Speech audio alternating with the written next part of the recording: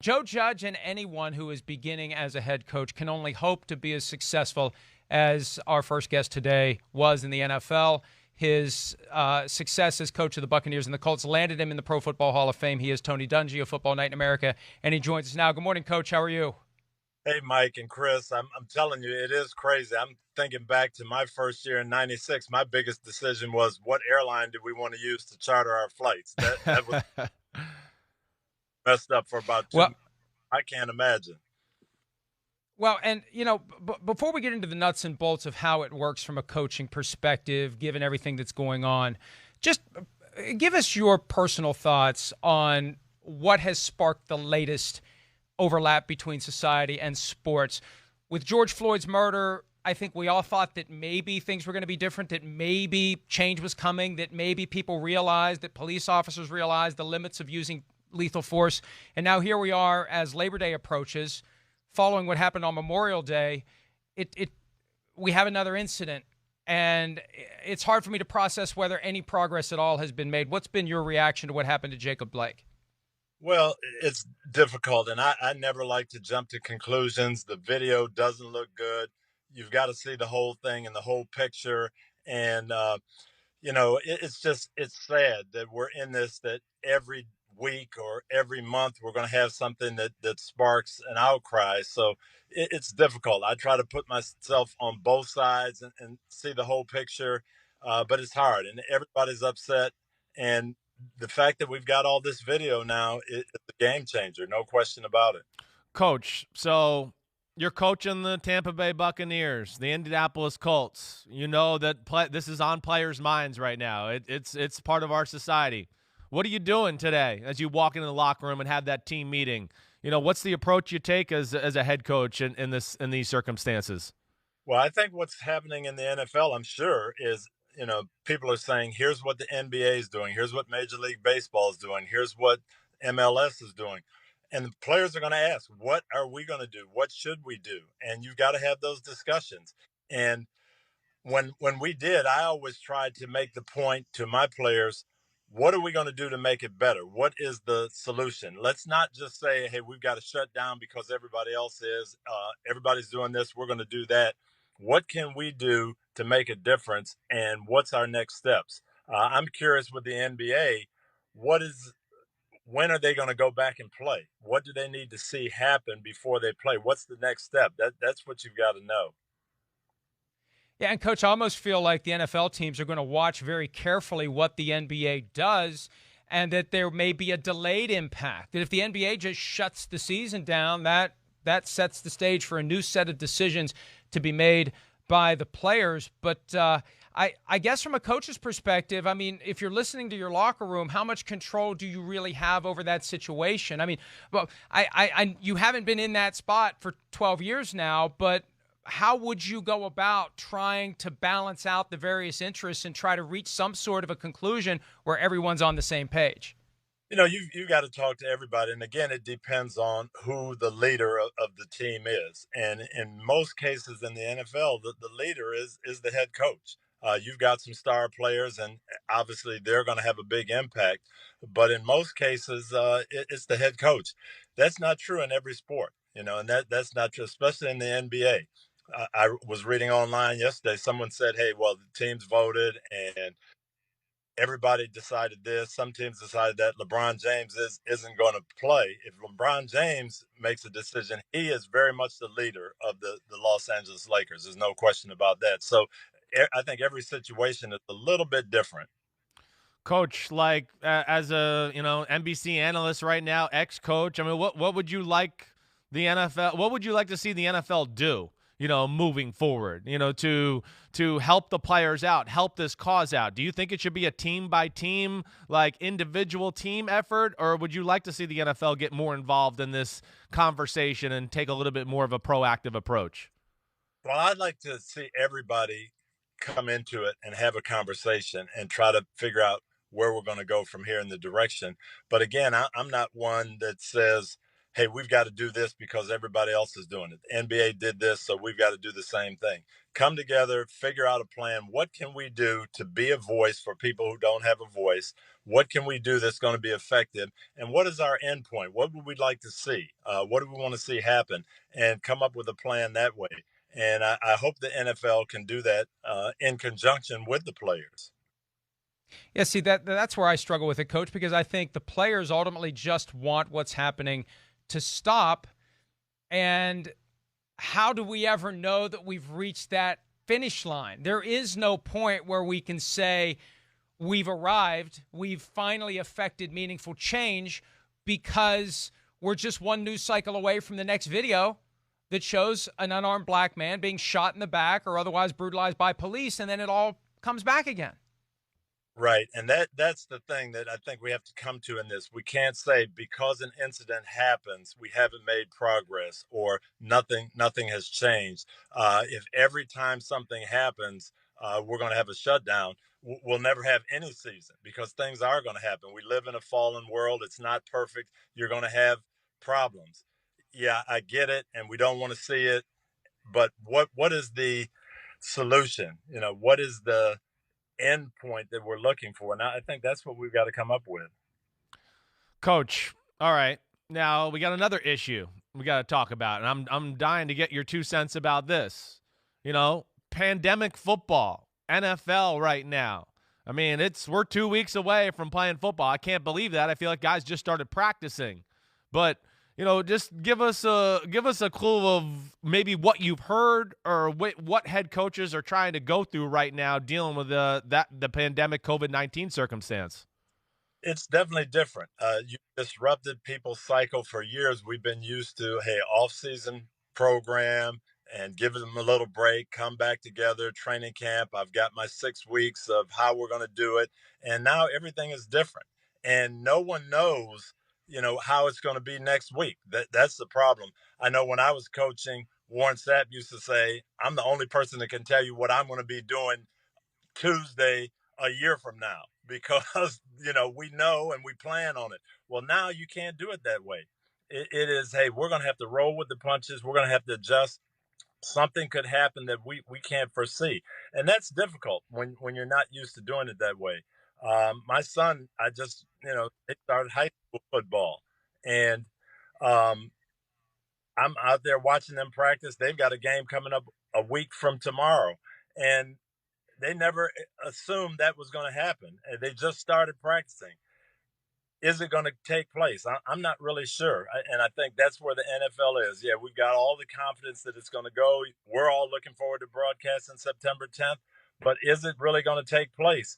I don't think we'd all bet our houses on it right now that we're going to have a game. We think we are, but that's the problem. But how do you balance, no off season? Guys are starting to drop like flies with injuries, yet okay, your great coach, Tony Dungy, also pushing your team to get in football shape. And how do you balance the amount of schematics you throw onto everybody here in this short time? What would be your approach, with all that, Coach? That would be a problem for me because you are wanting to get the guys ready. You're wanting to push them, but you can't push too hard. You also know that, hey, if I send these guys out there at game speed and they haven't had enough work, we're going to have more problems. And how do you balance that? I haven't really done that before. I think we're in a lot of uncharted water, and coaches, I don't think they have the answers. Yeah, and on top of the concerns about getting the team ready, about keeping the virus out of the facility, now we've got this mixed bag of some teams will have fans, some teams won't. We've had respected coaches like Mike Zimmer of the Vikings and Sean McDermott of the Bills speak out against the competitive imbalance. What would your thoughts be about entering a season where you very well may have no fans in your building, and then you're going to play on the road, and they're going to have 15,000, 20,000 fans there, and it just feels like it's not across the board fair to everyone? I wouldn't really worry about that. That, to me, has been football since the beginning of time. You play in Pittsburgh, you play in Baltimore, there's going to be a raucous crowd. You play in New England, there's going to be a raucous crowd. Seattle. Other places don't have that kind of fan support. I remember playing games in Kansas City when I was in Pittsburgh. There was nobody in the stands, and then we'd return a kickoff or a punt, and the people that were there would leave. So, that's happened. Deal with that. I don't think that's an issue. What's going to happen on the field? What's going to happen if all of a sudden my quarterback has a false positive, but he can't play in the game? I'd be more concerned about that than whose fans are there or any of that. Are we going to have crowd noise or not? Coach, I've heard you make the comment that this would be a year you'd want a veteran, established type quarterback. I mean, you had Peyton. This is the kind of year you want a Peyton Manning. I'm sure he'd be driving you crazy during this whole thing right now, going, we need to put more plays, more practice, whatever it is. But just give us your thoughts there on why you say that about the veteran quarterback. No question. You can't do as much work as you would like to do. You can't get everybody as prepared. And those quarterbacks that know what they're doing, they can be the eraser. They can fix things that need to get fixed, and the coach can't handle it. I think the Tom Brady's, and I've talked to some of my buddies over at the Bucks, and they say it's unbelievable how the practices are different, just how everybody's paying attention, how Tom's got this offense geared in, and he hasn't even been there 6 weeks.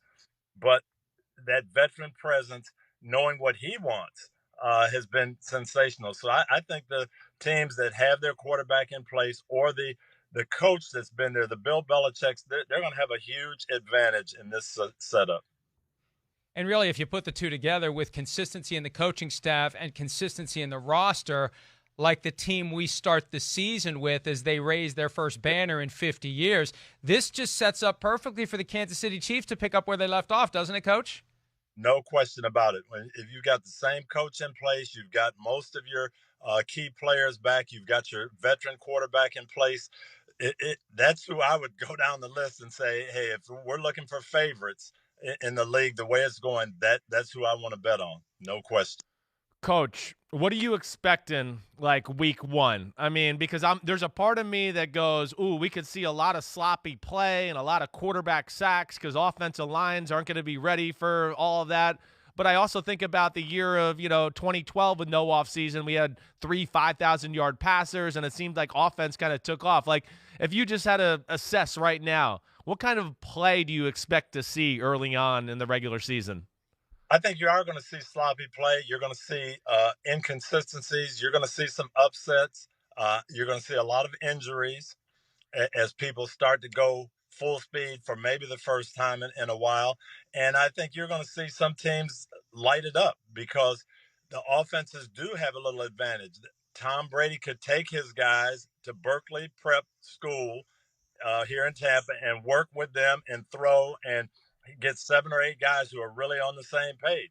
The defenses can't necessarily do that. So I think you are going to see the offenses ahead of the defenses for a while, but I think it's going to be a little bit sloppy at the beginning, and I would look for those veteran quarterbacks to light things up early.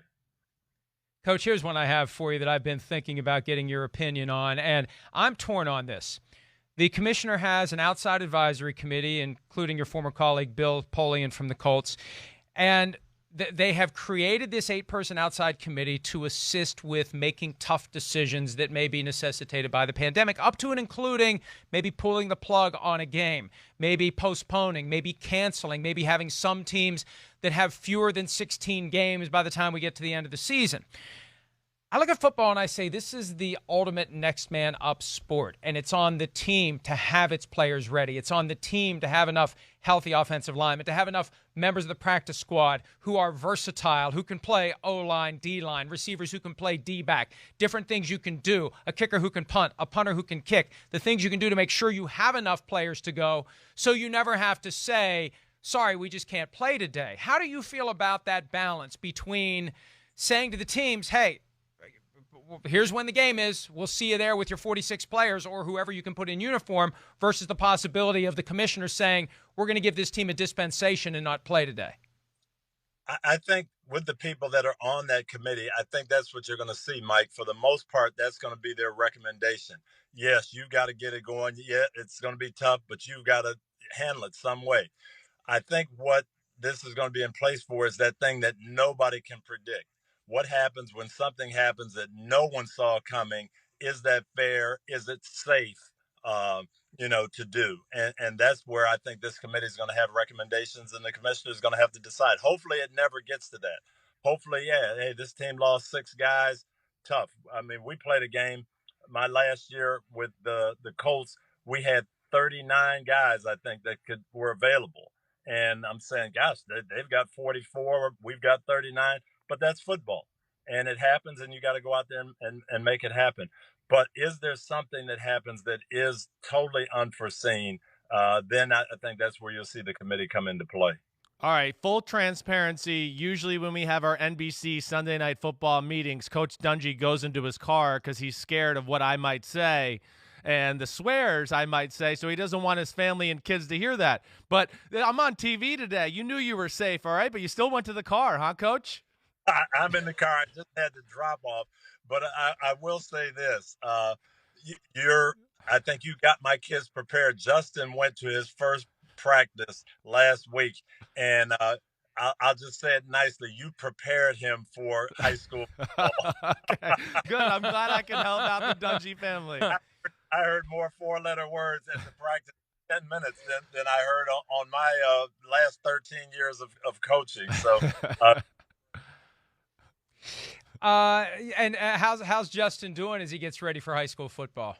You know what? It's a lot of fun. Our last high school player was 10 years ago now, I guess. So it's kind of neat to be back in the swing of things, to be out there on the sideline with other parents and to get ready. We've got a game coming up a week from Friday, a week from tomorrow. So it's kind of exciting again. He's fired up, wants to play quarterback. I wish he would play another position, but he thinks he's going to be Baker Mayfield. So I love it. What does the coach do when Hall of Fame coach Tony Dungy approaches the facility? Because if it was me, I'd run into my car and hide. I'd say, "Here, coach, you take the whistle. I can't even come close to doing what you could do." Well, I try to stay, away from things as much as possible and just be in the background. I know I wouldn't want to put any type of pressure on anyone else, but most of these coaches know me, and so it's been pretty good. I do remember Eric, my oldest son, though, as an 8th grader, we're in Indianapolis, and their first game, I told, our guys knew about it. So Peyton, Reggie Wayne, and Edgerrin James went to the game. And I don't think the kids could play. They were 8th graders, and they were just looking at the sideline the whole time, those 3 guys. So I hope I bring that type of distraction. Well, Coach, we appreciate your input and your insight as always. We wish you and your family all the best, and we look forward to talking to you again real soon. All righty. Thank you, Mike. Chris, can't wait. Hopefully in a couple of weeks we're broadcasting. You know it. You're the man, Coach. Good seeing you. All righty. All right, there he is, Hall of Fame head coach Tony Dungy. When we return, Mike Tirico from NBC's Football Night in America joins the discussion. We'll be back with Tirico on PFT Live right after this.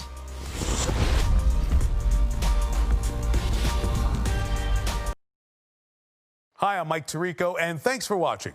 Make sure to hit subscribe for the latest news and highlights from NBC Sports.